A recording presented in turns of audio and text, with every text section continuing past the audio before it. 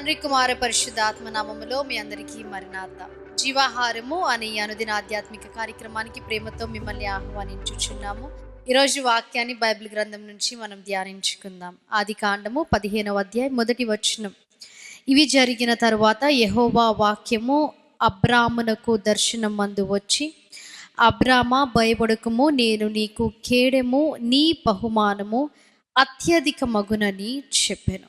ఇక్కడ దేవుడు అబ్రాముకు దర్శనం మందు ఆయన వచ్చి, నీవు భయపడకుము, నేను నిన్ను అత్యధికముగా దీవించబోతున్నాను, నేను నీకు బహుమానము ఇవ్వబోతున్నాను, ఐ ఆమ్ దై షీల్డ్ అండ్ దై ఎక్సీడింగ్ రివార్డ్ అని వాక్యం సెలవిస్తుంది. అంటే దేవుడు ఆయనకు బహుమానము ఇవ్వనయ్యున్నాడు అని దేవుడు ఆయనకు దర్శనమందు తెలియజేసి ఉన్నాడు.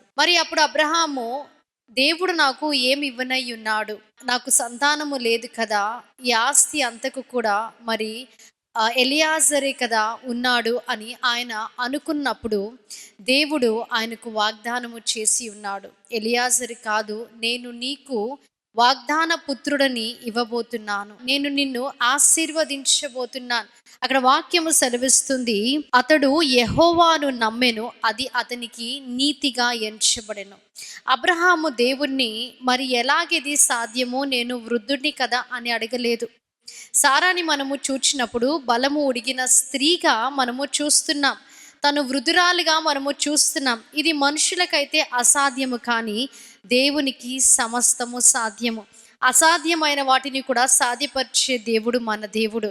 కాబట్టి ఇక్కడ అబ్రహాముకు ఆయన వాగ్దానము చేసి ఉన్నాడు, దర్శనము ద్వారా ఆయన మాట్లాడి ఉన్నాడు, భయపడవద్దు అని చెప్పి ఉన్నాడు. అబ్రహాము మటుకు ఇక్కడ ఎలియాజరే ఆస్తికి కర్తయగును అని ఆయన అనుకున్న సమయంలో దేవుడు వాగ్దానము చేసి ఉన్నాడు.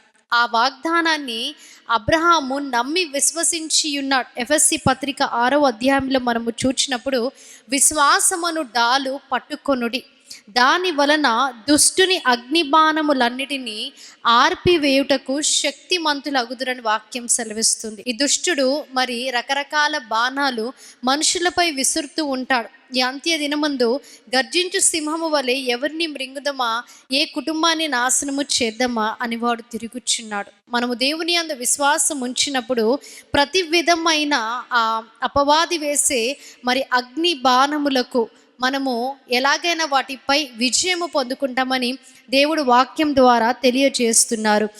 దేవుని వాక్యమును ఆత్మ ఖడ్గమును ధరించుకొనుడి అని వాక్యం సెలవిస్తుంది. ఈ వాక్యమును మనము ధరించుకొనినప్పుడు, ఆయన యందు మనము విశ్వాసం ఉంచినప్పుడు, అది ఎట్టి పరిస్థితి అయినా సరే, ఆ అపవాది ఎంతగా శోధించినప్పటికీ, భయపెట్టినప్పటికీ, సమస్తము నష్టముగా మనకి చూపించినప్పటికీ, ఏ మార్గము మన ముందు లేదు అని అది చూపించినప్పటికీ, దేవుడు మనను అత్యధికముగా దీవించి ఆశీర్వదించే దేవుడై ఉన్నాడు. కేవలము అబ్రహాము నమ్మినట్టు మనము కూడా దేవుని నమ్మి ఆయన యందు విశ్వాసం ఉంచినప్పుడు ఆయన మనకు బహుమానము ఇచ్చే దేవుడై ఉన్నాడు. ఇటు వాక్య వర్తమానాన్ని దేవుడు మీ వెనికిడిలో హృదయంలో దీవించి ఆశీర్వదించును గాక.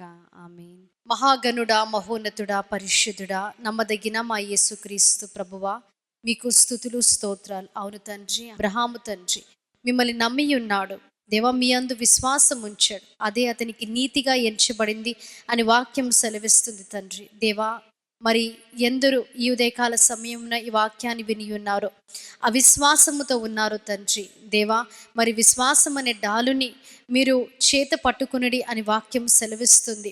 దాని వలన తండ్రి మీరు మనుష్యులని దీవించే దేవుడిగా ఉన్నారు, ఆశీర్వదించే దేవుడిగా ఉన్నారు, బహుమానముని దయచేసే దేవుడిగా ఉన్నారు. కాబట్టి దేవా, అసాధ్యమైన వాటిని సుసాధ్యము చేసే మా దేవా, విన్న వాక్యాన్ని ప్రతి ఒక్కరి హృదయంలో మీరు భద్రపరిచి దీవించి ఆశీర్వదించండి. యేసుక్రీస్తు నామములో అడిగి వేడుకుంటున్నాం ప్రియ పరలోకపు తండ్రి, ఆమేన్.